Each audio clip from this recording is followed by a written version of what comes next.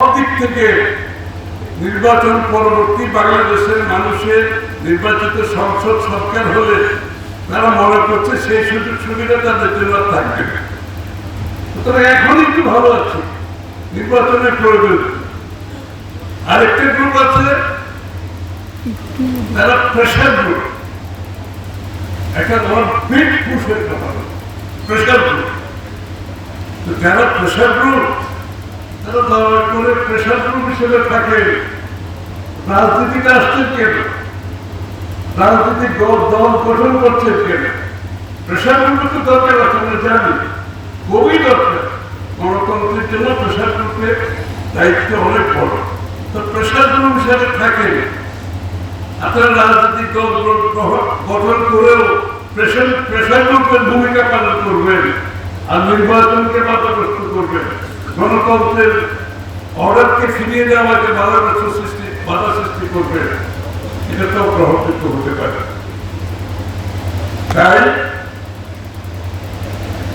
বাংলাদেশের কি সংস্কার হবে, বাংলাদেশের যে সনদের কথা আমরা বলছি এটা কি হবে, এটা গণতান্ত্রিক মন মানসিকতায় যদি আমাকে বলতে হয়, ঐক্যমতের বাইরে যাওয়ার কোন সুযোগ আছে? কোন সুযোগ নেই। এই কথাটা কি যারা বলছে তারা কি বুঝে না বলে মনে করছে? তারা জানে, বুঝে শুনে ওই ঐক্যমতের কথা বলেও কিন্তু ঐক্যমতে যাচ্ছে না।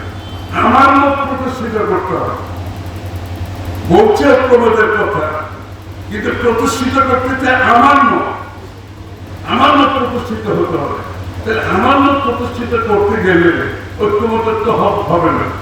আর গণতন্ত্র ঐক্যমত হতে হবে, নাহলে বাংলাদেশের মানুষের সিদ্ধান্তে দেশ পরিবর্তন হবে। এর বাইরে যাওয়ার কোন সুযোগ নেই। কিন্তু যারা জুড়ে শুনে তাদের কথাগুলো না হলে মৌলিক পরিবর্তন করে, মৌলিক পরিবর্তন আপনার জন্য যেটা আছে তাদের জন্য নাও তো হতে পারে, আবার আরেকটা দলের মৌলিক পরিবর্তন যেটা আপনার জন্য নাও তো হতে পারে। এটা আর কিছু নয়। উদ্দেশ্য একটা, বাংলাদেশের নির্বাচন হতে দেওয়া যাবে না। যত দেরি করা যাবে তত সুবিধা, কিন্তু তাদের তো সুবিধা, বাংলাদেশের জনগণের সুবিধা না। এক একটা দিন যাচ্ছে নির্বাচনবিহীন অনির্বাচিত সরকার, অগণতান্ত্রিক পরিবেশে বাংলাদেশ কাটাতে হচ্ছে প্রত্যেকটা দিন। যে দেশে অগণতান্ত্রিক ভাবে অনির্বাচিত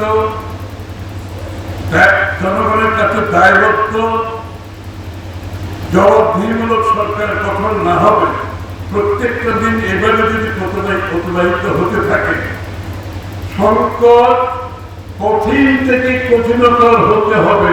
আপনি দেখবেন সংকট কিভাবে বাড়বে।